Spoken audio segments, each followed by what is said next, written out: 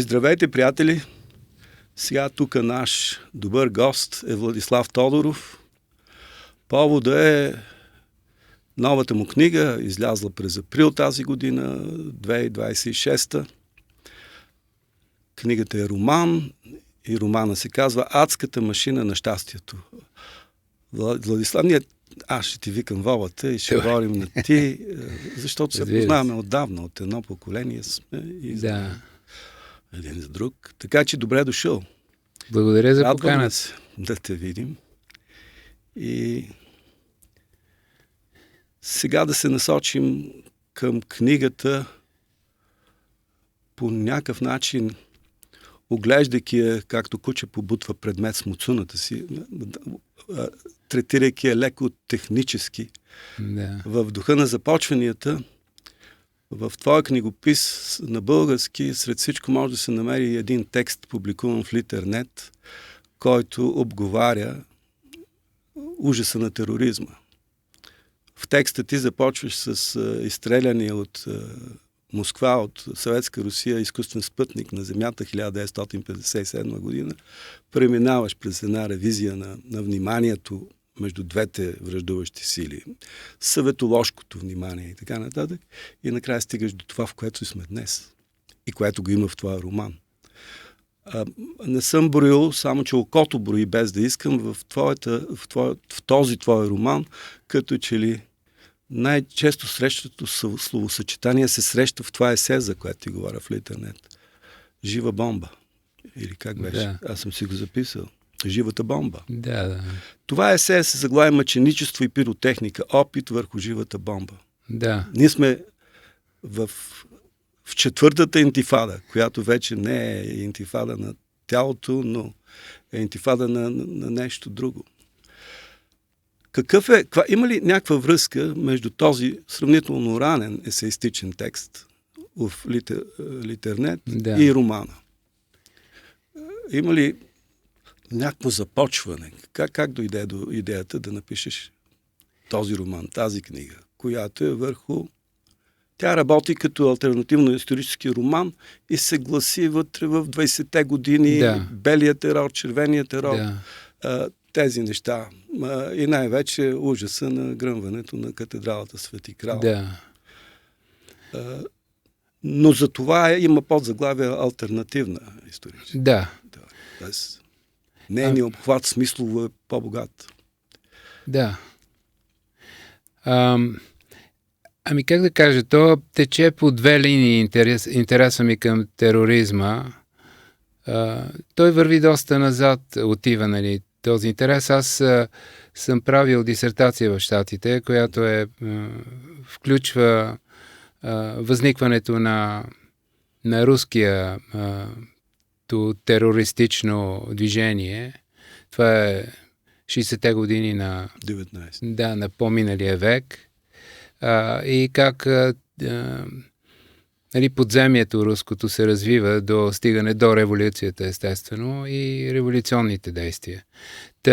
Тази тема аз съм изследвал научно, така да се каже, в дисертация.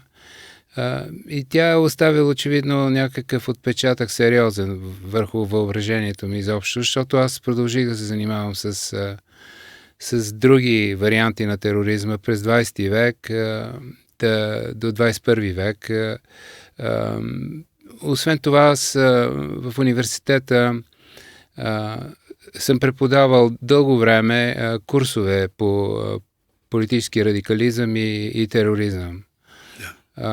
Тоест това от една страна има академична страна, нали, интереса ми, от друга вече е художествената оптика, в която аз мога да разигравам тия неща вече свободно във въображението си, не да седа в историческия контекст и да проверявам дали е верно или не и до каква степен аз мога да интерпретирам или не, а по-скоро да се разпрегне от наука и други дисциплини въображението по повод тероризма. Иначе, по-конкретно, аз съм писал също и една статия, която се казва "Бесовете в червено и бяло". Да, те са там. Да, те това са в Литър. Да, точно, тя има и там също качена. Тя е специфично за случая става дума на взривяването на Свети крал, да. И там съм изследвал, нали, двата режима на терор, държавния и революционния, как те се радикализират едни други, докато се стигне до това нещо, плюс разни други обстоятелства, които, нали, спомагат за него. В този смисъл тази адска машина на щастието е, може би, завършваща, или поне към този момент завършваш опит да се свържат тези две неща, нали, моите академични знания и опит с прозаичния такъв, с художественото въображение. Да, но това не е реалистичен роман. Не. Кажем, със строгия термин, който, разсейвайки се във времето днес, може и нищо да не значи. И не бива да бъде четен като реалистичен роман. Да. Аз мисля, че нито една от твоите книги не следва да бъде четена като строго реалистичен роман. Но в случая става дума за своего рода алегория в оня смисъл, който Бенемин влага. Строгия, сериозния смисъл, алегорията като жанр на разрушението, така както поради първородния грях природата се руши, тя отслабва с време. Да. Върви към финала на второто пришествие. И това е жанра на разрушението. И книгата е пълна с разрушения, но едновременно с това добре, че попитах, защото тя е окована в епиграфи, които по някакъв начин хем я поставят в времето, за което ти вече спомена, хем я изпращат надалеч, те са специфично подбрани. Да речем дълги епиграф за наблюденията на Троцки върху Ючбунар. Ючбунар се явява с истинското си име. Да, там се явява, там се да. И много други такива неща. Подред. Колко време писа книгата, за да стоим при техническия начин? То е такъв... Има големи времеви отстояния между 4-те книги художествени, които си написал. Да, има, защото се снимаха филми по тях, в които аз бях така включен доста сериозно, което отне е доста време да се екранизира, нали, да се сценаризира, след това да се екранизира, да се реализира филма и така нататък. В два от тях аз съм бил и продуцент и по тази причина нали, от романа се влизаше в кинопродукция, която взима около няколко години. И това, нали, такъв е бил ритъм. Докато имам аз време и въображение да открия нов предмет и да се задвижа нататък. Да. Виждаш как хода много надалеч, за да те изкарам поетически разхайте някакси, който се бави във времето. Очевидно не е така. Както и да е. Аз тези два филма, по първия и втория роман, Дзифт и Цинкограф, който като филм се сменя и заглавието. Да, там се смени Цветът на хамелеона. Съм ги прожектирал в University College пред разновидна публика, англоязична, но после върху тях говориха едно момче и едно момиче от Южна Корея. И там можеш да видиш истинското отличничество. Как говорят за неща и как се отнасят с любопитство и се мъчат да издълбаят. Това е електронното време, т.е. сведения има достъпни, най-разновидни. И най-смешното беше, сега хвърлям една скоба, колко да развеселя положението. Най-смешното беше, че сред хората, които бяха в тази група, беше и едно американско момче, което е живяло в България. Баща му е бил средна щета дипломат в американското посолство. И сега то не беше... Не говори, когато трябваше. Имаше си двамата назначени оратори, южнокорейците. Но веднъж ме среща на двора, някъде там в University College, И ми вика, освоила изглежда българските маниери или такива са американските. Ей! Аз еди какво си, мисля, че каза, че е прочел книгата, намерил и прочел и на български една от двете книги. Та ми се похвали. Така имаш популярност от преди много години. Това беше преди 10-12 години в University College, централен, в Блумсбъри. И сега да продължим. Значи, трябва да бъде четена като алегория.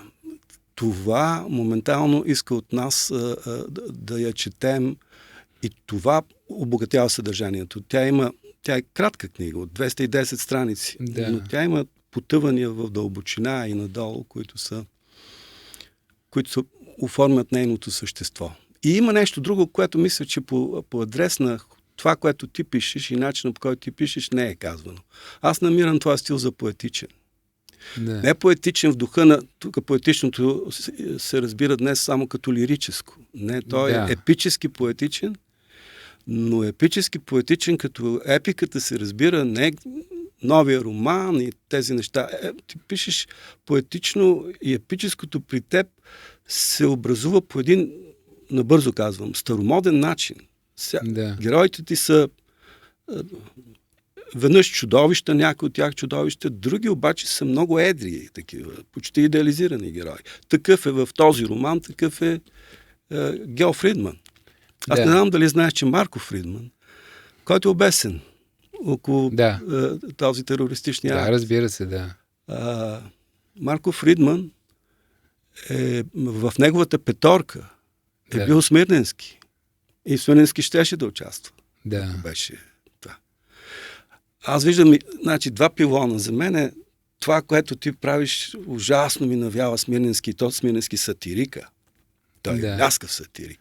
Но малцина знаят, а той почва да пише сатира още като гимназист, правят какво да е и така нататък. И друг е Гео Милев. И ти си ги вързал в името Гео Фридман и този герой стои така. Той стои като извисен герой. И при това и смъртта помага. Той загива. Ето това аз съм склонен да наричам епическо противополагане на добри, лоши, на зловещи, чудовищни, по-малко чудовищни и разбира се безкрайните идеологически спорове.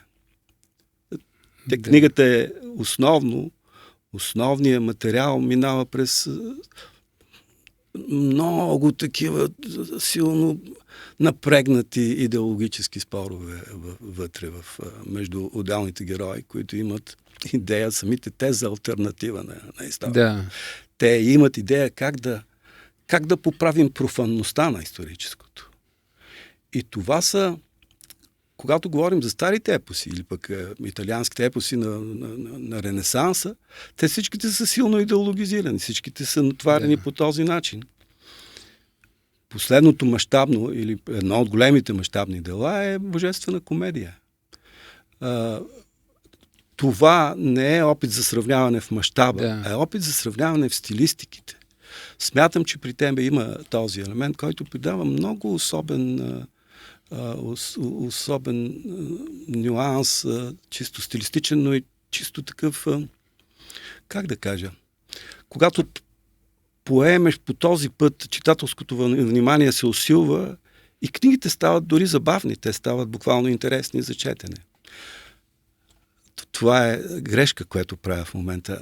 Ние сме поканили ти да говориш, но аз как да обърна нещата? Кажа, ти съгласен ли си с това?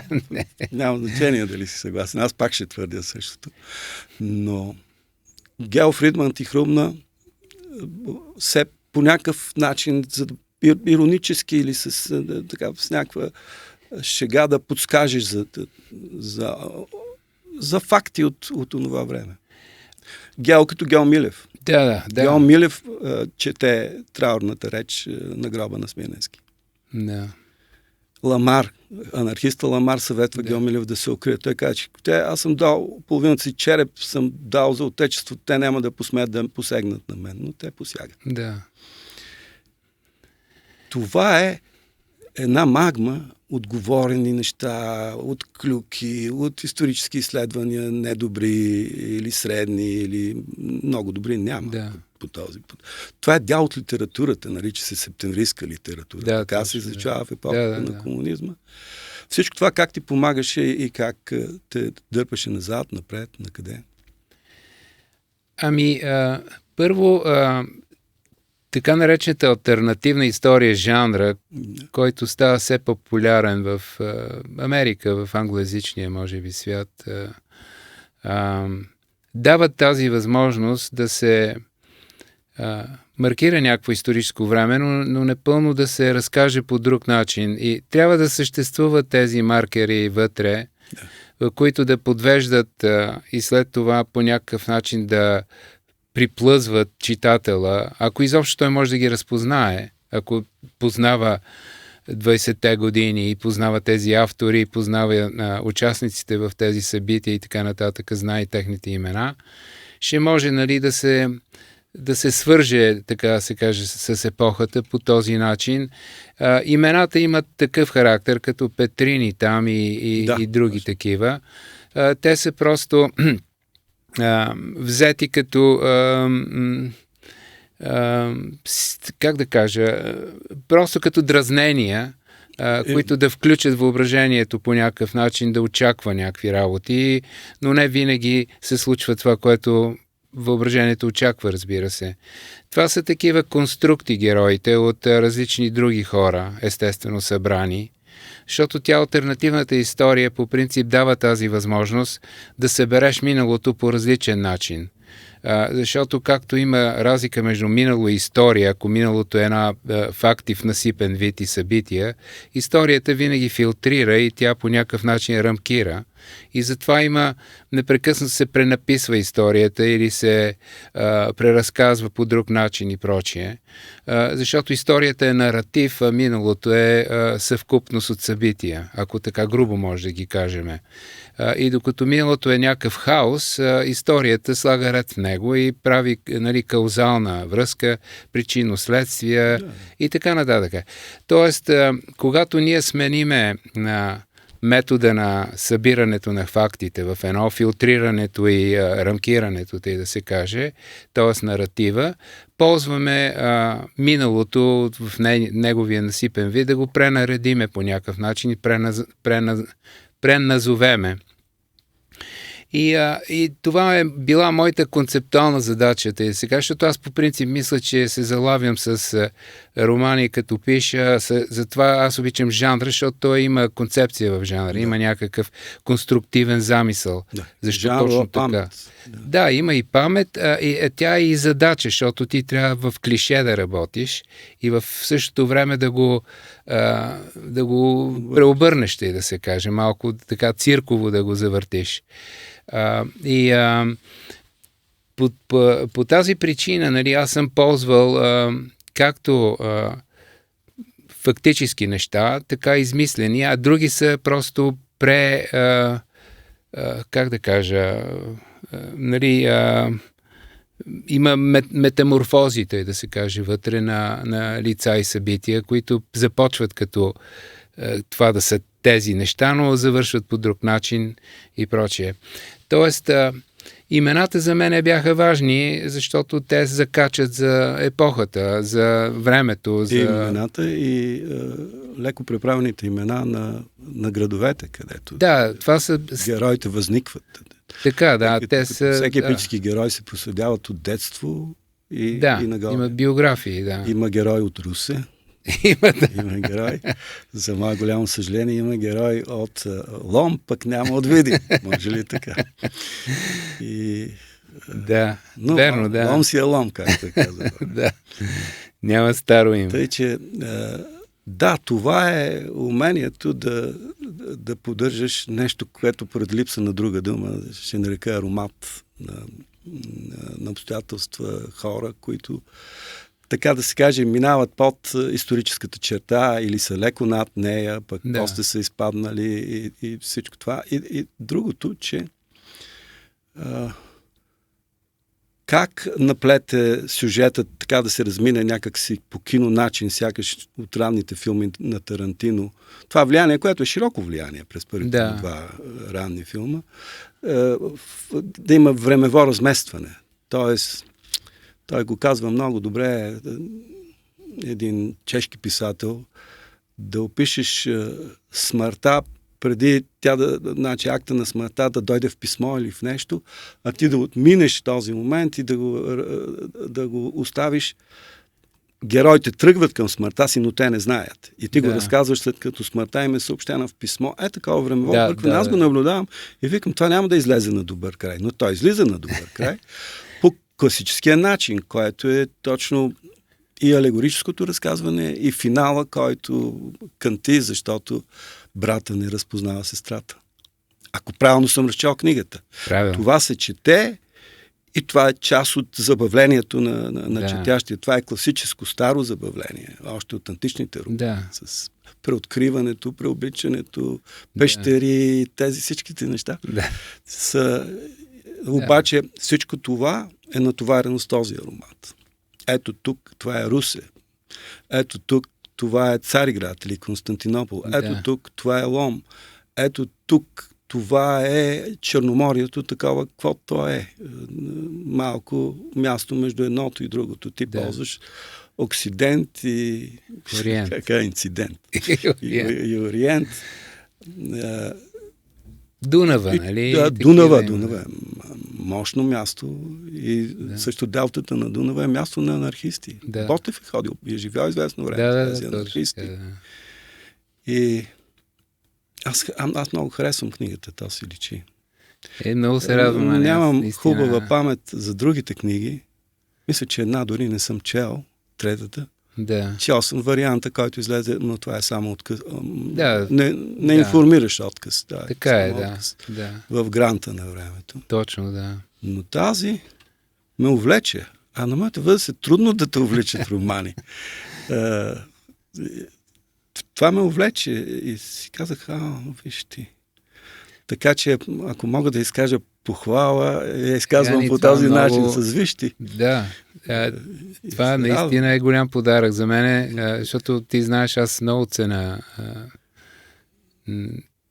твоето мнение и изобщо нашата така обща памет, да се каже. И аз сега, може би, този има време човек да набере опит и да стигне до по-доброто от другите неща. Аз самия чувствам, че това е по-сериозната книга от предишните. Сега не искам да използвам думата но със сигурност е...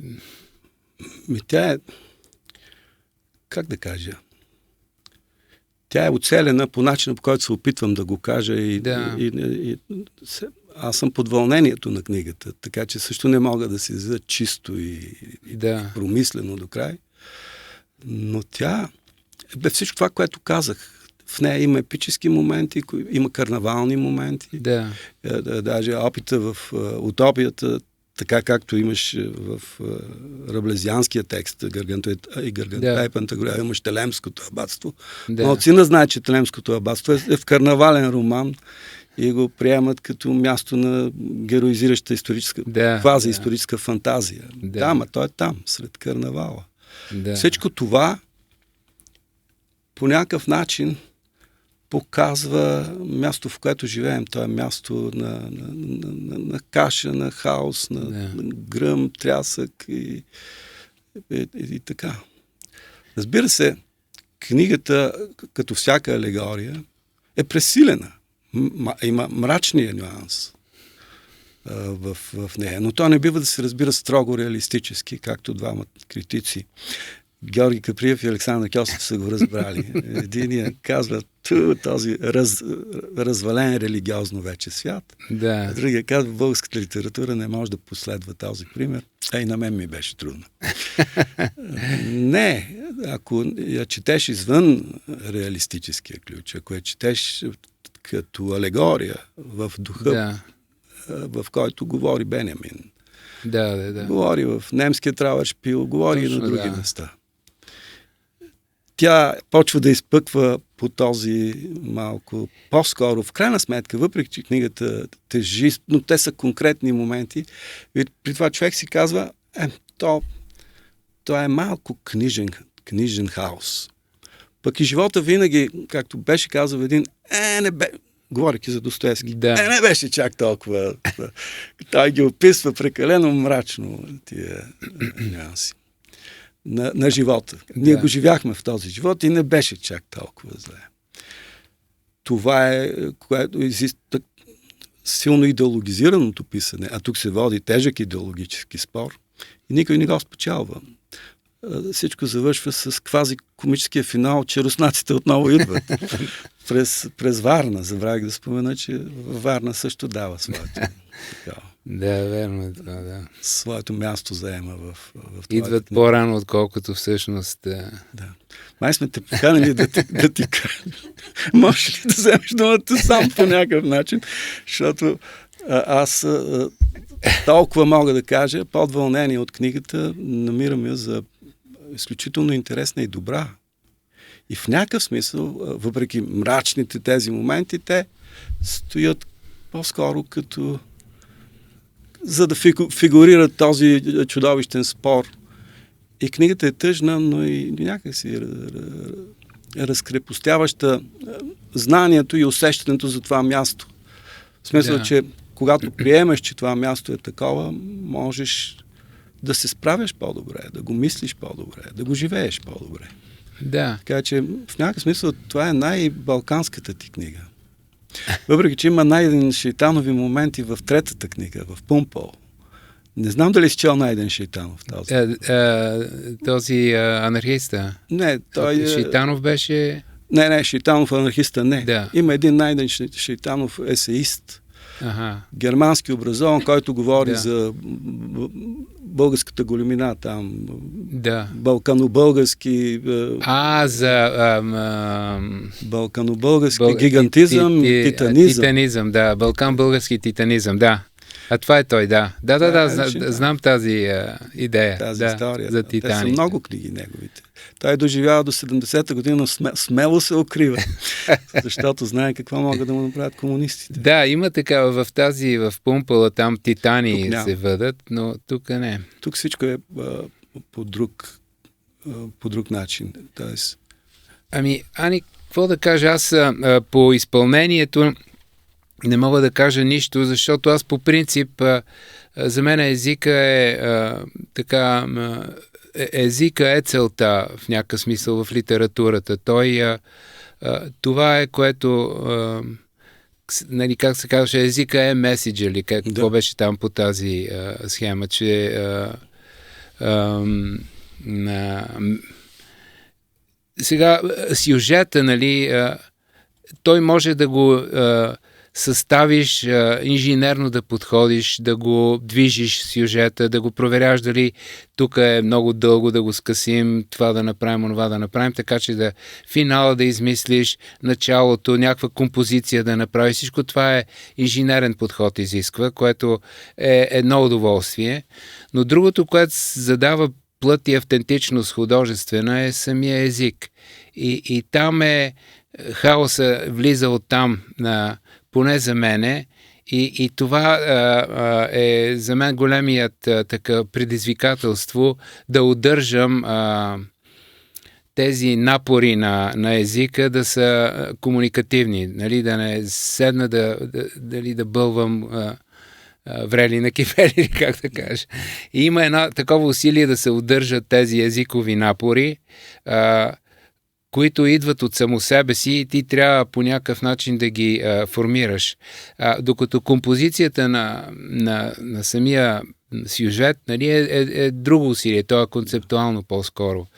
Това е едно. Другото, което в случая ми е било ново за разлика от другите книги, е тази алтернативна история, която по принцип алтернативното мислене се възпитава и то от известно време е част от тази образователните програми, доколкото се вижда в него голяма ценност в едно бъдеще.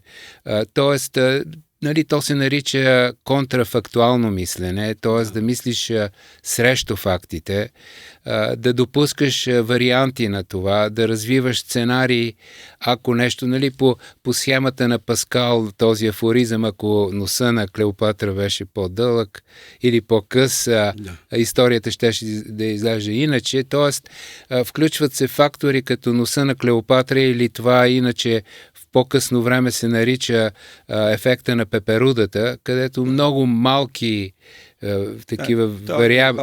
Да, именно теория на хаоса, където малки неща при промяната им се променя цялата система. Както и, нали, идеята, която от Толстой идва по принцип художественото мислене, е, че на войната, нали, ако не се знае на една битка дали е спечелена поради стратегия или по случайност, някаква нещо е станало малко в една сложна система, което е довело до един резултат, но ти хаоса не можеш да го мислиш, ти винаги върху него поставяш някаква матрица, в която нали, насилствено вкарваш причинно-следственост вътре. Този жанр дава тая възможност да се върви срещу детерминизма, че нещата са станали поради някаква историческа необходимост, както ни учиха марксистите на времето. И така наречения диалектически материализъм или исторически материализъм тук е напълно разбит, нали, тази предпоставката на това нещо. И че всъщност нали, големи истории, епохални някакви събития понякога се случват поради някакви много случайни или чрез играта на фалшификации, на такива интервенции. Да, такива. Преобличане или false flags. Да, именно, точно така, да. На английски. Да, затова са фалшивките тук. Точно. Нали? Това е част от същината, която поддържа все пак духа на онова време, което е минало. Да. И старците от Сион, или протоколите протоколите мъдреци. Всичко това, което ти каза, че си го изучавал и теоретично и си работил с него. Да, но странното е, че в момента сме точно вътре в живата бомба. И част от книгата, т.е. това, което тези хора, тези крайни хора, искат да направят, е да променят историята. Но един иска чрез социален инженеринг, друг иска чрез нещо друго, трети чрез нещо трето. Всички тях обаче ти си ги режимирал и раздвижил, като минава един стенекиен нос, който ги убива когато е необходимо. Той като необходимостта на историята, разбрана малко в марксистски дух. Той е алегорическата фигура на историческата необходимост. Убива всички, включително и Гео Фридман. Сред всички. Но там е казано, че чрез устата на една от героините, че тя го казва на Зак Петрини. Казва, ти си това, което казваш. Рекламен герой, ти си такъв. Все едно, някакъв такъв, но Марко Фридман е реален, той е истински. Той знае какво иска, търси начин да го осъществи и така нататък. Той е възловата фигура и е леко издърпан настрани, защото иначе епическото би помело текста, да може да се създадат тия дълбочини, които има и които са в крайна сметка своего карнавално начало. Защото не се гледа с същинска достоверност на тях, въпреки че книгата е закована с едно посвещение, с един епиграф от Кристофър Марлоу, от петата част на доктор Фаустус, и отзад е закована пак през Кристофър Марлоу и на човека не му остава шанс. Казва му се, няма да играеш на Фауст, а на какво да играе. Кажи ми повече, това ли е шегата, Паскаловия анекдот с носа на Клеопатра? При тебе човека сте на кияния нос. Това е някакъв. Може и така да се върже. Аз не съм го... Човек понякога, нали, прави връзки, които не съзнавате, и да се каже, когато работи с сложно съставни неща. Аз, примерно, впоследствие, като си чета някакви работи, си давам сметка, че са проработили връзки, които аз в момента не съм експлицирал. Осъзнавал дори и такова, но после чрез припомняне или други неща ги правя. Тоест не всички връзки са търсени, тъй да се каже умишлено. Те вероятно са там, понеже работата на фантазията е доста сложна. Тя тръгва от някъде, където ти не си даваш сметка за нея. И там какво и как се връзва, то пристига готово вързано, тъй да се каже. Може и така. Но Марло по принцип това е рамката с двата текста. Другото е, че всичко това се върти на запис на восъчни цилиндри. Да. И това е от Дракула. В Дракула, не знам, защото може да си забравил, но в Дракула има такъв момент, че те се записват и това са ранни, аз съм питал приятели, наистина, това са ранните първи записи. Да, аз съм го изследвал това. Човешки или някакъв друг глас. Да. Те говорят, цилиндрите могат да пълнат 1500 думи. Има и това са много малко думи. Да, малко са. Нарочно ли си сложил толкова малко или не си даваш сметка? Толкова побират. Не, искам да създам напрежение между... Ако някой почне да ги смята, колко цилиндъра са вътре, колко думи изобщо може да има, срещу това, което има противоречие, естествено. Има, да. Чак такава прецизност. И си казвам, това е от Дракула.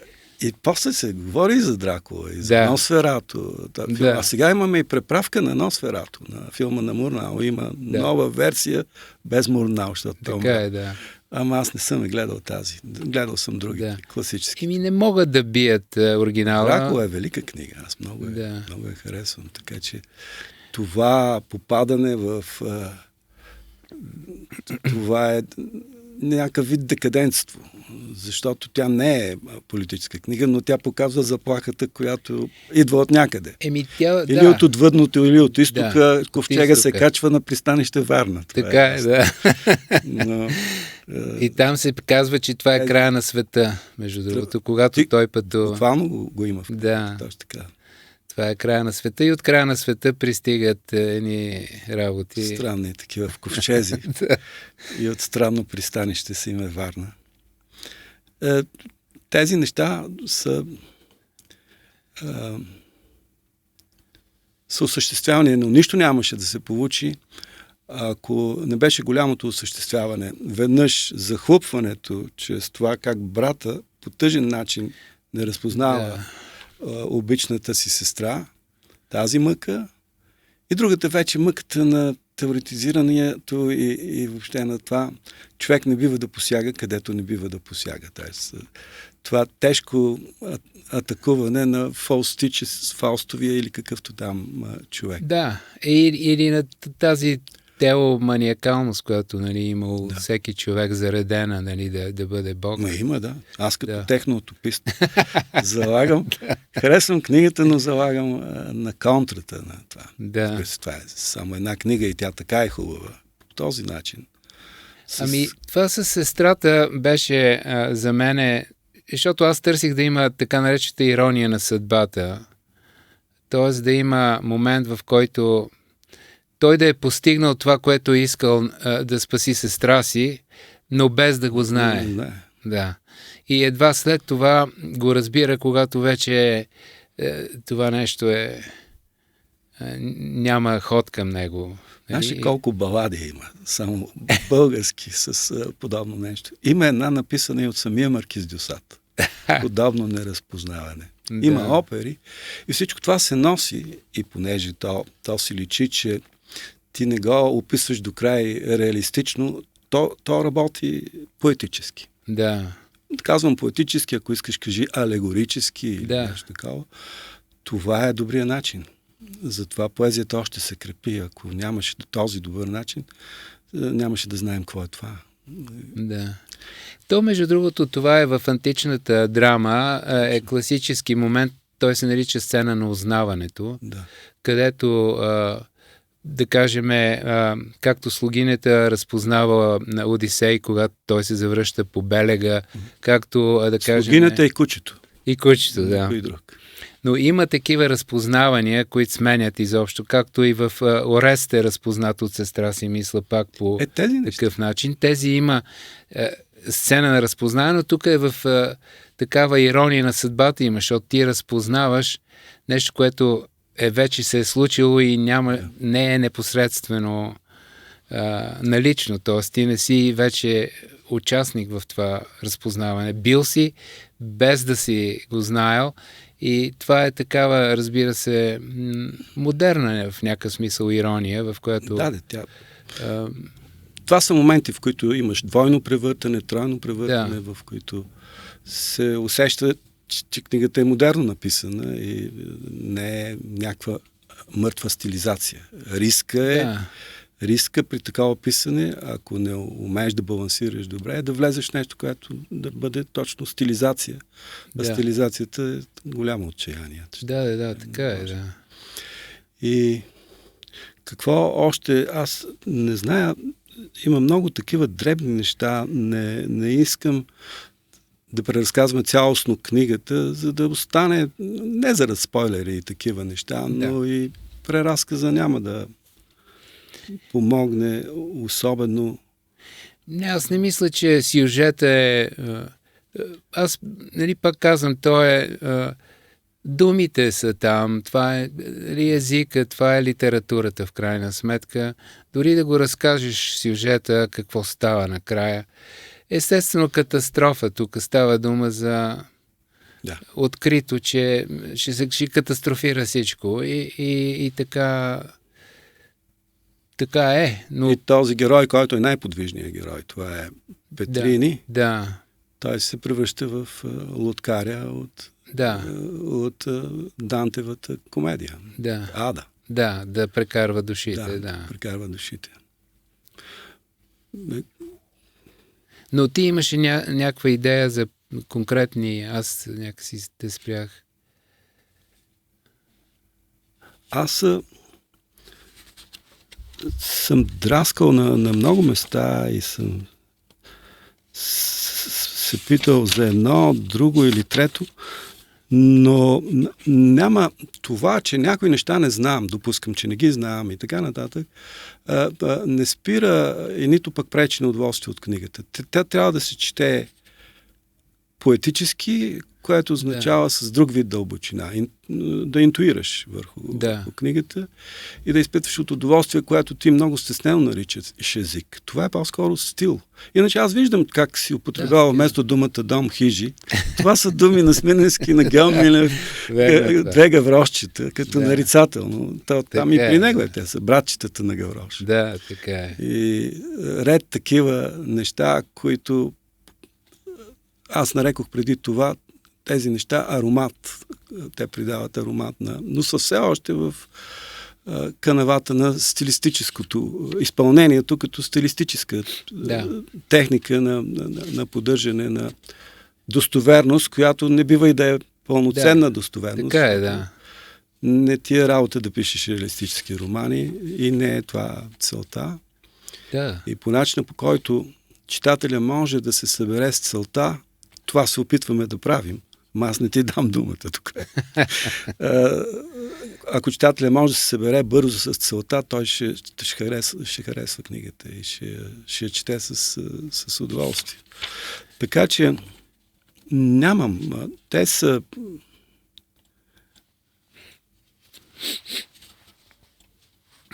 Проектите на Янисаров, всичките машинарии, които са такива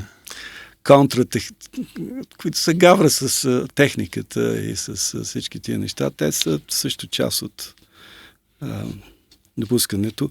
Другото, което е като стилова игра, че всичко май се развива в рамките на Страстната седмица, защото ти от време на време съобщаваш времето. Дните, И това е Страстната седмица на Великден. Както е било и тогава, нали, става атентата на Велики четвъртък, всъщност. Атентата, не знам, на Велики четвъртък ли? Значи, все пак не е пълна. При тебе е пълна. Да, при мен, да. Аз съм имал свободата да я синхронизирам, така да се каже, катастрофата да стане в точния ден. Да, тук има разлики, които са значителни по отношение на това, че не в ковчега, а на тавана слагат гранатите или там. Да, тавана. Горе, да. И ред други неща. Тук е смисъл да се взриви тялото на допълнително, нали, да се... После названието кръволог е много неточно по отношение на този професор, чето им забравям, който е премиер-министър. Да. Ти изместваш, ти нямаш него предвид, един измислен герой. Да. Валпургин е кръволог. Да. Валпургин. И тези неща. Така че той има и елемент на политическа сатира, малко в духа на руското късно правене, да речем Сорокин, да речем малко Пелеви. Има тези. Ти са добър познавач на така е, да. За съжаление в българската традиция няма много такива неща, на които човек може да се опре, за да ги по някакъв начин предположи, нали, както казваш тук, хижи вместо къщи и така нататък. Или някакви стилистики, които можеш да припомниш, че ги има. Реализма е общо взето доста сковаваща такава някакъв оброк седи като такова обречена литература на реализъм. Но... В стилистиката на обрисуването си личи експресионистични навики, които не идват вече от Русия. Тези оголемявания, хиперболизации. Те са по-скоро немски експресионизъм. И Гео Милев, като него, един от проводниците. Той е по това време, нали се... А за другото бих ти обърнал внимание на сатирата, непознавана на сатирата на Смирненски. Да, значи, това... Той има 7-8 тома, от които колко в първия том са там двете му книги. Червените ескадрони има една преди разнокалибрени въздишки. Да. Другото е сатира. Той е създател на няколко вестника, още като ученици правят какво да е там в Бозаджийниците по Пиротска. Да. И това е политическата сатира. Той е бляскав. Той си отива на 24 ненавършени години. 23 години си отива. Този човек е някакси изключителен гений. Да. А това, че те се унасят всичките в света на идеите, леви или десни, и това са радикализирани същини отляво и отдясно, такова е времето. Това предизвикват големите и безсмислени войни. Тази война, която наистина е най-чудовищната, очевидно, която обезобразява човечеството в голям мащаб. Тези тенекиени... Всичките тези неща, около Гео Милев, когато изучава живота му, се описват много от тия неща. Той отива в Германия да му слагат тук пластини, да префасонират лицето. Ти имаш герой, който е пуснал. Това е същия Гео Фридман. Който е пуснал косата си, както Гео Милев над липсващото око. Както и този цигуларите, тези, които са майсторите на цигулки, бащата на Гео Фридман. И нали, тази работа, че е усъкатен човек е просто от всякъде, и вътрешно, и външно, и е някакво чудовище така е станала. Вече нови историци се занимават и казват, че държавите са влезли сумнабулирайки в Първата световна война. Благодарим. То като че с това помагаш. Всички ние имаме. Аз имам прадядо по майчина линия, който е загинал при Лозенград по време на Първата Балканска война. След което неговия син го вземат в Първата световна война. Като много млад, 15-16 годишен. И той попада в плен и стои 2 или 3 години в Пирея. Не в битка, не пленен в битка, отсичат войските от еди кой си меридиан надолу, остават като военнопленници в Гърция и работи като докер на пристанището в Пирея.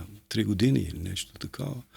Тези войни са минавали през семействата. България е била най-обнадеждена, че ще спечели и не печели в крайна сметка нищо. Това е подоплеката отдолу. Хората, културните хора, които ще четат тази книга, ще знаят и свои семейни неща и разновидности. И тя ще работи. По особен начин, но тя работи с този материал. Тя е книга, в която имаше така може да се изрази като фигура, не знам. Защото имаш дълбочини. Ами, примерно, експресионизма немския, той е следвоенен. Ото Дикс, да кажем, или в киното, или в театъра. Това са все неща, които са споменатия Мурнау и... Да, и това. Всичкото е, нали, рефлектира този тип катастрофа, която е станала насякъде видна. И това е по някакъв начин се забравя, особено в нашия век, който е общо взето век на удоволствен такъв. Хората вече не могат, дори в нашето поколение не е преживяло катастрофи. Да не говорим за тези след нас. Тоест почва паметта за това, че може да стане някаква чудовищна работа с нас всичките и да ни фърли във въздуха като бомба, нали, е само като литературна фигура седи, а не е като възможност, нали, реална. Има такава... Няма. Ако може да се появи някаква предусетност, тя трябва да някакси да има своя история назад, а то няма. Ето един тук социален мислител, за да похвали президента Румен Радев, казва, той има изключителен боен опит в какво? Къде? В коя война е участвал? Не, моите двама дядовци имат изключителен боен опит, като редници. Може би и неговите дядовци, но той няма никакъв боен опит. Да оставим, че въобще не изглежда човек като човек с много опит, с много сложен опит. И това е, в което книгата се плете и така да се каже, тя поддържа една мрежа и през която протичат разни такива безжични токове надолу. Книга с дълбочина. Но няма нищо общо с реалистическото писане или с социалното писане. Не би трябвало, общо взето, понеже читателя българския е навикнал на реализъм, още от училище и по-сетне. Тези опити, да не говорим за традиции, които отсъстват на такъв тип алегория, да кажем, което е по Бенямин. Алегория, анатомия. Стоян Михайловски, известен само с химна си, той е писал такива неща. Именно. Тоест, те са се изпускали.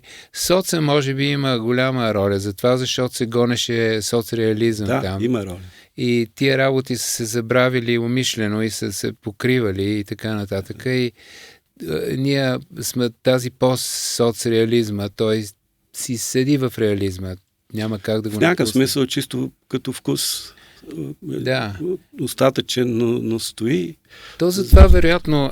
Там са и добрите примери на Елин Пелин, на Йовков, преди това Вазов. Тоест трудно е преобразуването на вкуса. И най-вече поради това пристигане на комунизма, който отсича времената, разсича ги. И сега правим опити за нов сбор. Има това което мене лично така очевидно ме тревожи, е това, как да го кажа, нали, цени се просторечието, просто народното, просто такива неща, които са упростените работи. И той реализма е лесно нали, упростява и схематизира до такива работи и леко сентиментализира. Но антиреалистичен по принцип подход разбира се поезията, защото там ти формираш образи, които нали, не могат да се проверяват през реалността, нали, някакси дали това е верно или не. И там няма такива просто какво си. Така си мисля. И там по линия на алегорията при Бениамин той говори за отломъка, като руините, руината и отломъка, който включва друг тип въображение изобщо. Нали? Именно. Смисъл, отваря смисъла. Руината отваря смисъл, докато може би има някакви неща в театъра, но аз нищо не знам малко за българския театър, защото и това, което Бениамин прави, той говори много за театъра, за театрални постановки, за драмата, средновековни драми, литургични драми. За трагедията, чувството за трагично, той и в тази книга аз съм го търся. Той го има и в Дзифт, между другото, защото там умират. Общо взето всичките ми герои до сега са умирали, този обаче остава да живее, за да прибира мъртвите, да се каже. Но това е досещане. Финала е хубав. Аз изповядвам друга философия, казано с тежка дума. Но финал е хубав. Даже книгата би могла да се казва така, фуга. Фуга, да. За да стои по-загадъчно малко. Но все едно, и това е. Между другото съм мислил... За адска машина се споменава още през Възраждането, в спомените на Светослав Миларов. Да. Той, защото е лежал в Цариградска тъмницата, знае нещо за тия работи. И той споменава някакви адски машини, шпиони. Да. И адска машина е архаична, такова, не се ползва вече това, нали? Но това е от това си време, това е езика. Да. И тази книга, ако я сравним с времето, в което живеем, ще отговаря по някакъв начин, ще е интересна, по друг няма да е за това време. Не е. Тя е затворена и заключена все пак наистина в онези времена на случилата се война, уния разпади и ужасни напрежения в социално-политически план. Да. И въпреки, че завършва с някакъв вид политико-сатирическа инициатива с пристигането на руснаци във Варна. Те само се бомбардирали от време на време Варна при политически кризи. И то по време на Първата световна война. Да. Но това между другото, за да се хвана за това, с пристигането по това време на руснаците доста по-рано, отколкото са били, от тук може да се въобрази историята на България, ако това е верно. Да. Тоест, как би била изглеждала България, комунистическа България, от тези времена насам, а не от 40-те години насам. Така би изглеждала. Да. Руснаците са народ с много лоша дипломация и въобще с много лошо политическо управление. Само през България бихте могли да се доберете до топлите морета. За целта просто трябва да я поставите на топлите морета и после да я се качите на главата. На техния къл никога не стига чак до там. Че това е единственият им шанс. Те навярно са си мислили за Адриатика и Югославия, но Югославия бързо им бие шута. Да. И те нямат топло море. Няма и да имат сега. Така че това остава като сляпа алтернатива за руснаците. Фикционално. Напукна бойния опит на Радев. Аз нямам какво повече да питам, тъй като не съм и готов все още. Аз съм направил първото си четене и харесвам. Ако трябва да се занимавам с книгата, ще трябва да я разгръщам, разкъсвам, обмислям. Което може да направя, може и да не направя, но решително ще я покажа на други хора, които според мен биха проявили интерес. И това е, аз ти благодаря, че въобще се съгласи на този разговор. Как, разбира се, Ани, не може да бъде друг, освен такъв. Но наистина, казаното е казано от сърце. Аз не бих могъл и да лъжа вече на тази възраст за книги. За всичко друго мога. Но за книги бих го считал за греховно в известен смисъл. Така че аз съм щастлив, че съвпаднах с книгата. Да, аз много се радвам, защото аз лично казано се притеснявах, нали, как ще... Не, ще чакаме постбиологично бъдеще, което там не знам кой какви книги ще напише. Да. Ще си отидем отвъд Фаустовото човешко. Тоест, отвъд Фаустовия грях, може би се открива все пак някакъв рай в дъното.